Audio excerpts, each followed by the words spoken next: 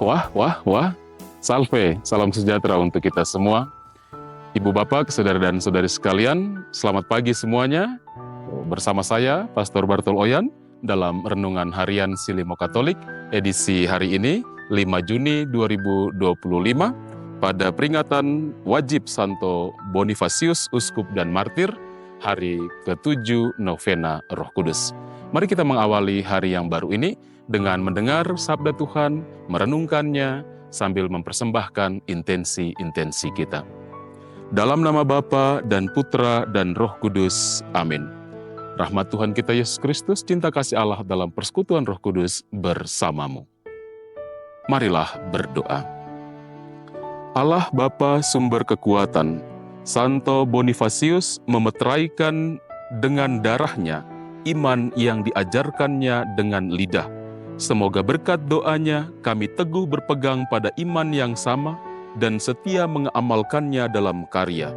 Dengan pengantaraan Yesus Kristus Putramu, Tuhan kami, yang bersama dengan Dikau dalam persatuan Roh Kudus, hidup dan berkuasa, Allah sepanjang segala masa. Amin. Kita siapkan hati kita untuk mendengarkan firman Tuhan. Tuhan bersamamu. Inilah Injil suci menurut Yohanes. Dalam perjamuan malam terakhir, Yesus menengadah ke langit dan berdoa bagi para pengikutnya.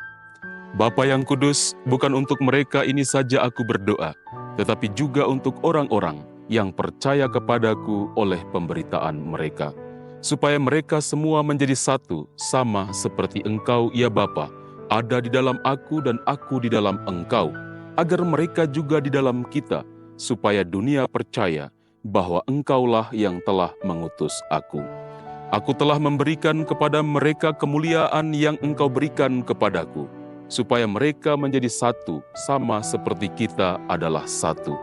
Aku di dalam mereka dan Engkau di dalam aku, supaya mereka sempurna menjadi satu, agar dunia tahu bahwa Engkau yang telah mengutus aku, dan bahwa Engkau mengasihi mereka sama seperti Engkau mengasihi aku.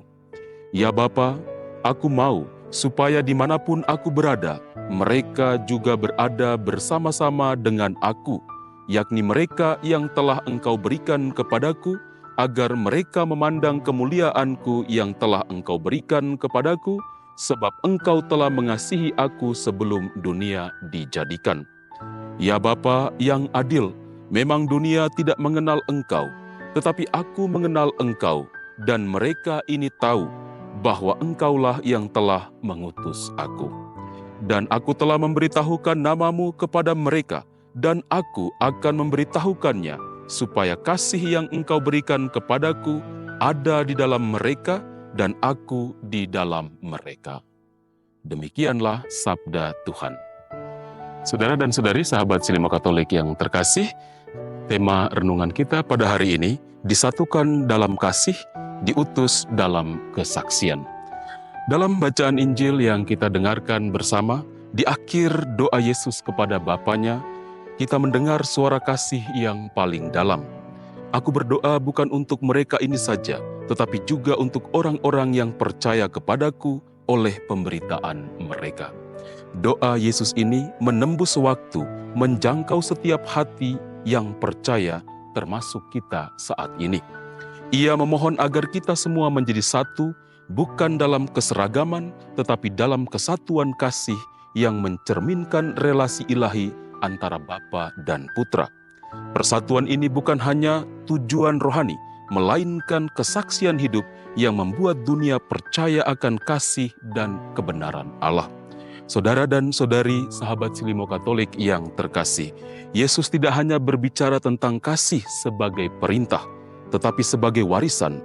Aku telah memberikan kepada mereka kemuliaan yang Engkau berikan kepadaku. Kasih bukan hanya sekedar emosi, tetapi kekuatan transformatif yang mempersatukan dan mengutus. Dunia yang terpecah oleh ego, dendam, dan perbedaan hanya bisa disembuhkan oleh kasih yang bersumber dari Allah. Kita dipanggil bukan hanya untuk menjadi pengikut Kristus, tetapi pembawa kasih yang menyatukan. dalam keluarga, komunitas, bahkan di tengah ketegangan sosial. Kasih sejati tak menghindar dari luka, tetapi menyembuhkannya. Saudari dan saudara yang terkasih, Yesus ingin agar kita berada di mana Dia berada, mengalami kasih Bapa yang sama seperti Dia alami sejak semula. Itulah undangan keintiman yang mengubah. Kasih yang tidak hanya dirasakan, tetapi dihidupi. Disinilah letak misi kita, menjadi cermin kasih Allah yang menyatu dan menyelamatkan. Ketika dunia melihat kita hidup dalam kasih dan kesatuan, mereka melihat secercah surga. Namun untuk itu, kita harus rela keluar dari zona nyaman, menanggalkan ego, dan membuka hati kepada sesama, termasuk yang paling sulit dikasihi. Saudari dan saudara, sahabat Silimo Katolik yang terkasih, Santo Bonifasius yang kita kenangkan hari ini, hidup sepenuhnya dalam semangat doa Yesus ini. Ia meninggalkan tanah kelahirannya untuk mewartakan Injil di negeri asing, membangun persatuan umat yang tercerai-berai, dan akhirnya memberikan hidupnya sebagai martir kasih. Persatuan yang ia perjuangkan bukanlah hasil kompromi, tetapi buah dari kasih kepada Kristus yang lebih besar daripada rasa takut. Dalam dirinya kita melihat bahwa doa Yesus bukan hanya harapan, tetapi kenyataan yang terwujud dalam hati yang terbakar oleh kasih dan keberanian. Semoga kita pun seperti Bonifasius menjadi pribadi yang menyatukan dan memberi kesaksian hidup tentang kasih Allah yang menyelamatkan. Tuhan memberkati kita. Kita akhiri renungan kita dengan doa dan berkat Tuhan. Marilah berdoa. Allah Bapa Maha Bijaksana, kami bersyukur atas rezeki surgawi yang kami terima pada peringatan Santo Bonifasius Martirmu. Teguhkanlah hamba-hambamu ini dalam iman berkat daya perayaan suci. Semoga iman itu kami akui dan kami hayati dengan perkataan dan perbuatan kami, memasuki kehidupan abadi bersamamu. Dengan pengantaraan Kristus, Tuhan kami. Amin. Tuhan bersamamu. Semoga kita sekalian dalam seluruh aktivitas kita sepanjang hari ini, karya pelayanan kita, orang-orang yang kita kasihi dimanapun mereka berada, senantiasa dibimbing, dilindungi oleh berkat Allah yang Maha Kuasa, Bapa dan Putra dan Roh Kudus. Amin. Saudari dan saudara, pergilah wartakanlah Tuhan dengan hidupmu. Renungan kita telah selesai.